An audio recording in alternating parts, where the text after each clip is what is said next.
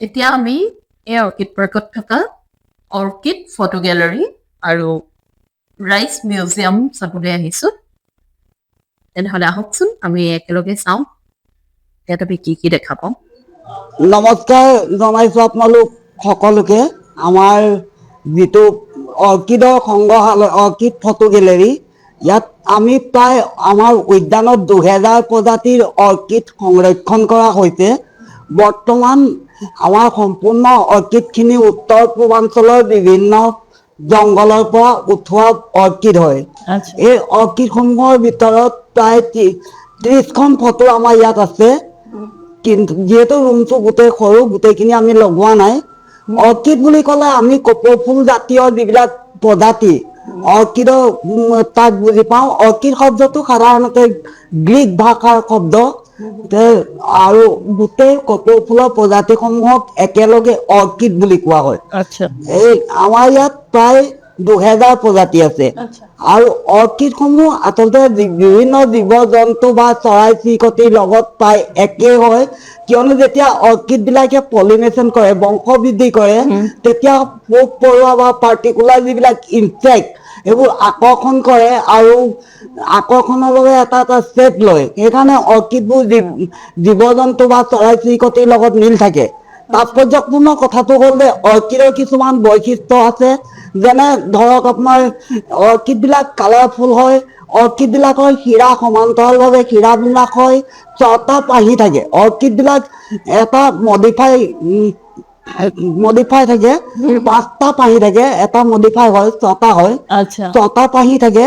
আৰু অৰ্কিডবিলাক প্ৰায় জীৱ জন্তু চৰাই চিৰিকটিৰ লগত মিল থাকে। সাধাৰণতে আমি অৰ্কিড বুলি ক'লে অৰ্কিডৰ এইটো চাওক, আপুনি চাব পাৰিব আমাৰ এটা বান্দৰে কল খাই থকা লেখীয়া লাগে দেখিবলৈ। সাধাৰণতে এই অৰ্কিডটো এটা বান্দৰে কল খাই থকা লেখীয়া লাগিছে চাওক। যাক থাইলেণ্ড, ম্যানমাৰ আৰু চাইনাত পোৱা যায়, এলবিছ ফ্লাভিটা বুলি কোৱা হয়। সাধাৰণতে এই অৰ্কিডটো চাওক, আপোনালোকে দেখিবলৈ পাব এইটো এটা নাহৰ ফুটুকী বাঘৰ দৰে হয় ওপৰৰ কপিটো। চ' এইটো এটা নাহৰ ফুটুকী বাঘৰ আকৃতি হয়। যিটো লিঅ'পাৰ্ড, বালবোফাইলাম লিঅ'পাৰ্ডিনাম ইয়াৰ চাইণ্টিফিক নেম। ত' ইয়াত আছে আমাৰ এটা হাঁহৰ দৰে চাওক, এইটো বালবোফাইলাম স্পাইকুলেটাম, যাক আমি হাঁহৰ দৰে দেখা পাওঁ। আৰু আমাৰ অসমৰ এইটো এটা ছিকিমৰ জাতীয় ফুল, যিটো পিংক কালাৰ, যিটো ওপৰৰ ছেকেণ্ডটো পিংক কালাৰ যিটো অৰ্কিড হয়, সেইটো ডেনড্ৰবিয়াম নোবাইল বুলি কোৱা হয়, যাক ৰিচাৰ্চ কৰা হৈছে কেঞ্চাৰ ৰোগৰ মেডিচাইন বনাবৰ বাবে। চাইনাই ৰিচাৰ্চ কৰি আছে। সাধাৰণতে এতিয়া ৰিচাৰ্চটো ফলপ্ৰসূ হোৱা নাই, যদি হয় তেতিয়া এটা কেঞ্চাৰ ৰোগৰ মেডিচাইন হ'ব। আমি ভেনিলাৰ পৰা যিটো আইচক্ৰীম ফ্লেভাৰ লওঁ, ভেনিলাৰ পৰা এইটো ভেনিলা হয়, ভেনিলা প্লেনিফলিয়া, যাৰ পৰা আমি আইচক্ৰীমৰ যিটো ফ্লেভাৰ লওঁ, ইয়াৰ প্ৰায় ৰেটটো প্ৰায় 40,000ৰ এবভ হয়। ত' ইয়াত আমাৰ সকলোৱে পৰিচিত আমাৰ যিটো অৰ্কিড, সেইটোক আমাৰ কপৌ ফুল বুলি কোৱা হয়। ইয়াৰ ছেপটো দুটা কপৌ চৰাই জনীৰ ছেপটোৰ লেখীয়া হয়, সেইকাৰণে আমি সাধাৰণতে ইয়াক কপৌ ফুল বুলি কওঁ। আচলতে ইয়াৰ তাৎপৰ্যটো হৈছে, ইয়াৰ নামটো ৰিংকোষ্টাইলিছ ৰেটোস্কা ইয়াৰ চাইণ্টিফিক নেম। ত' আমাৰ বগা যিটো কপৌ, এইটো বগা কপৌটো বহুত ৰেয়াৰ হয়, যাক আমি এইটো বগা কপৌ বুলি কোৱা হয় আৰু ৰেয়াৰ হয়। সাধাৰণতে দুইটাৰে একে স্পাইচিছ, একেই জেনাছ হয়, কিন্তু ইয়াৰ কালাৰটো বেলেগ হয় আৰু এই বগাটো অলপ ৰেয়াৰ হয়। ত' ইয়াত আমি দুই ধৰণৰ, এটা গ্ৰাউণ্ড অৰ্কিড, এইটো ঘাঁহৰ দৰে দেখিবলৈ। ত' এইটো এটা আছে ডেনড্ৰবিয়ামৰ, এইটো এটা অক্টোপাছৰ লেখীয়া লাগে দেখিবলৈ চাওক। আৰু আমি যদি চাওঁ, এইটো চেলেনপচিছ ক্লভি, যাক আমি এটা শহাপহুৰ দৰে আমি দেখিবলৈ পাওঁ। এইটো শহাপহুৰ আকৃতি হয়। সাধাৰণতে আমাৰ যিটো জেঠ মাহত যিটো কপৌ ফুল ফুলে, সেইটো অলপ এইটো হয় জেঠত ফুলায়, এই কৰ্ণাৰটো। জেঠ মাহত যিটো অৰ্কিড ফুলে এইটো জেঠুৱা কপৌ বুলি কোৱা হয়। ভাতৌঠুতীয়া কপৌ বুলি আমাৰ অসমীয়াত কোৱা হয়। সাধাৰণতে অৰ্কিড বিলাকৰ অসমীয়া নাম যিহেতু নাথাকে, আমি সেইকাৰণে চাইণ্টিফিক নেম পৰ্যটকসকলৰ আগত ব্যৱহাৰ কৰিব লাগে। চাইণ্টিফিক নেমে আমি ক'ব লাগে, কিন্তু সকলো সময়তে চাইণ্টিফিক নেম ক'লে বুজি নাপাব পাৰে, সেইকাৰণে আমি অসমীয়া ইউজ কৰিব লগা হয়। যিহেতু এইটো এটা চাওক শহাপহুৰ দৰে চেলনক্সিছ লবি যাক কোৱা হয়, এটা চেলনক্সিছ লবি এইটো আচ্ছা শহাপহুৰ আকৃতি হয়। আৰু ইয়াতে আছে একেবাৰে ওপৰৰ যিটো এইটো বালবুফাইলম হেলেণ্ডি, যাক এটা পকা কলৰ দৰে গোন্ধ ওলায়। এটা দেখাত জলকীয়াৰ দৰে হয়। ইয়াৰ পিছতে আমাৰ দ্বিতীয় পইণ্টটো আছে আমাৰ ৰাইচ গেলেৰী, যিটো আমি ধানৰ যিখিনি প্ৰজাতি ইয়াত সংগ্ৰহ কৰিছো। আমি আহকচোন এবাৰ উপভোগ কৰো আমাৰ জাতীয় শস্যৰ যিটো ভঁৰাল। ইয়াত বৰ্তমান আমি প্ৰায় 337টা প্ৰজাতি সংগ্ৰহ কৰা হৈছে। সম্পূৰ্ণ অসমৰ যিবিলাক থলুৱা ধান, এই থলুৱা ধান বিলাকৰ 337টা প্ৰজাতি ইয়াত সংগ্ৰহ কৰা হৈছে। আৰু কিন্তু আমাৰ অসমত বৰ্তমান 1600 প্ৰজাতি পোৱা যায়। 1600 প্ৰজাতিৰ ভিতৰত 337টা ইয়াত আছে। যিহেতু গ্ৰীণ ৰিভলিউচনৰ পিছৰ পৰা, সেউজ বিপ্লৱ যেতিয়া আৰম্ভ হ'ল, তাৰ পিছৰ পৰা আমাৰ থলুৱা ধানৰ প্ৰডাকশ্যনটো কমি গ'ল। সেইকাৰণে আমি ইয়াত থলুৱা ধান বিলাক সংগ্ৰহ কৰা হৈছে। আৰু তাৎপৰ্যপূৰ্ণ কথাটো হ'ল আমাৰ ব্লেক ৰাইচৰ আছে 20টা, এইটো আপোনাৰ কলা চাউল। কলা যিবিলাক চাউল, এইটোত আছে 20টা প্ৰজাতি, আৰু এই 20টা প্ৰজাতিত এন্টি অক্সিডেন্ট কলা চাউলত বেছি থাকে। কলা চাউলটোত এন্টি অক্সিডেন্ট বেছি থকাৰ কাৰণে সাধাৰণতে আমি এন্টি কেঞ্চাৰৰ ৰোগীসকলৰ বাবে কলা চাউলটো ভাল। আৰু আমাৰ আটাইতকৈ এটা ব্ৰাউন ৰাইচ, যিটো হয় এইটো আপোনাৰ বাও ধান হয়। সাধাৰণতে বাও ধানসমূহ নদীৰ কাণত কৰা হয়, আৰু ইয়াক সিঁচি দিয়া হয়। আচলতে সিঁচি দিয়ে, আৰু পানীতকে সদায় বাও ধান ওপৰত থাকে। ইয়াৰ ফাইবাৰ বেছি হোৱাৰ কাৰণে এইটো ডায়েবেটিছৰ বাবে বাও ধানটো আমাৰ ভাল।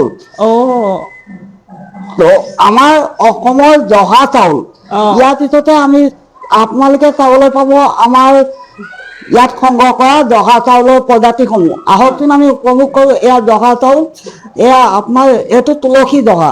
আটাইতকৈ তুলসী জহাটোৱে অসমৰ ধানৰ ভিতৰত আটাইতকৈ সৰু যিটো ধান। ইয়াৰ পিছতে আমি যদি চাওঁ আমাৰ বৰা চাউল বিলাক, বৰ্তমান অসমত বৰা চাউলৰ প্ৰজাতি 40টা পোৱা যায়। 40টা প্ৰজাতিৰ বৰা চাউল পোৱা যায়। তাৰ ভিতৰত আটাইতকৈ ডাঙৰ বৰা যিটো হয়, এইটো থোপা বৰা বুলি কোৱা হয়।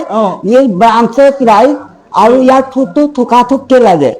ইয়াৰ আঠাটো বেছি, এইটো আমি এইটো ৰাইচ বিয়েৰো বনাব পাৰি, বা আমাৰ পিঠা ব্যৱহাৰ কৰা পিঠাটো বনাব পাৰি। সাধাৰণতে আমাৰ ইয়াত আছে লাহি, যিটো বগী লাহি। এই লাহি ধানটো আপোনাৰ বহুত পাতলা হয়, অলপ পাতলা হয়, আৰু সেই বগা কালাৰ, সেইকাৰণে ইয়াক বগী লাহি বুলি কোৱা হয়। আৰু তাৰপিছতে আমি ৰাখিছো ইয়াত আপোনাৰ যিটো শালি ধান। আপুনি চাব পাৰে আমাৰ শালি ধান বিলাকৰ এটা কথা হয় কি, শালি ধানটো আপোনাৰ মোটা হয়, অলপ শকত হয়, আৰু লাহিটো পাতলা হয়। এইটো শালি ধান, কলা শালি বা পাখি বৰা। আৰু এই ধানটো চাওক, বৰা ধান পাখি বৰা, দুটা চাইডত দুটা পাখি থকা লেখীয়া লাগে, সেইকাৰণে ইয়াক পাখি বৰা বুলি কোৱা হয়। ইয়াত আৰু এটা আছে, আমি যিটোৰ পৰা আমি মুড়ি বা চিৰা আদি বনোৱা হয়, এইটো বৰ মালভোগ, যাক মালভোগ ধানৰ পৰা মুড়ি আৰু চিৰা বনোৱা হয়। সাধাৰণতে আৰু এটা আপোনাৰ বিশেষ অকমান পাৰ্থক্য থকা ধান হ'ল যুগল। যিটো যুগল ধান, এই যুগল ধানটোত এটা ধানৰ পৰা দুটা চাউল ওলায়, যৌ পাতি ওলায়। সেইকাৰণে ইয়াক যুগল বুলি কোৱা হয়। তো ইয়াৰ পিছতে সোৱাগমণি। সোৱাগমণিৰ যিটো ধান, এই ধানটো আমাৰ অসমৰ এটা পুৰণা ধান, আৰু এইটো হৈছে আমাৰ বহুত সোৱাদ থকা, মানে সোৱাদ বহুত সোৱাদ টেষ্টি হয়। তো এইটো ইয়াৰ পিছতে আমি যিটো কোমল চাউল আমি ব্যৱহাৰ কৰোঁ, অসমৰ কোমল চাউল ব্যৱহাৰ কৰা চাউলটো হ'ল এইটো বোকা ধান। এই বোকা ধানটো সাধাৰণতে দ মাটিত কৰা হয়, আৰু এইটোৰ পৰা আমি কোমল চাউল ব্যৱহাৰ কৰোঁ। চাপ ৰাইচ বুলি কোৱা হয়। জেনেৰেলি আমি আৰু আপোনাৰ ইয়াত আছে আমাৰ আটাইতকৈ এটা শালি ধান। এইটো দেখাওক, এইটো থুকি শালি, যাক আমি শালি ধান বুলি কওঁ। থুকি শালি, থুকা থুপকে লাগে, দেখিবলৈ ফুলৰ পাহিৰ দৰে হয় এইটো। আৰু ইয়াত আছে জাপি বৰা, যিটো জাপিটোৰ দৰে দেখা যায়, এইটো জাপি বৰা। সাজটো ইয়াৰ জাপিটোৰ দৰে দেখা যায়, সেইকাৰণে ইয়াক জাপি বৰা বুলি কোৱা হয়। তো ইয়াৰ পিছতে আমি কলা যিটো জহা চাউল, কলা জহা চাউলটো আমাৰ এইটো এইখিনিতে আছে দেই। কলা জহা চাউলটো আছে, এইটো কলা জহা। সাধাৰণতে আমি এইখিনি ধানৰ সংগ, আৰু সদৌ শেষত আপোনালোক সকলোলৈকে স্বাগতম জনাই আমি আমাৰ বক্তব্য ইমানতে সামৰণি মাৰিছো। ধন্যবাদ। আপোনাৰ নামটো কৈ দিয়ক। মই শ্ৰী ৰঞ্জন শইকীয়াই পুনৰ আপোনালোকক লগ পোৱাৰ প্ৰতিশ্ৰুতিৰে আজিলৈ আপোনালোকৰ পৰা বিদায় লৈছো। ধন্যবাদ। তেনেহ'লে আজিৰ ভিডিঅ'টো ইমানতে সামৰিছো। আপোনালোকে যদি মোৰ ভিডিঅ' চাই ভাল পাইছে, তেনেহ'লে ভিডিঅ'বোৰ লাইক কৰিব, কমেণ্ট কৰিব, ভিডিঅ'বোৰ শ্বেয়াৰ কৰিব, আৰু মোৰ চেনেলটো সকলোৱে ছাবস্ক্ৰাইব কৰি ল'ব। তেনেহ'লে আজিলৈ আহোঁ, বাই বাই।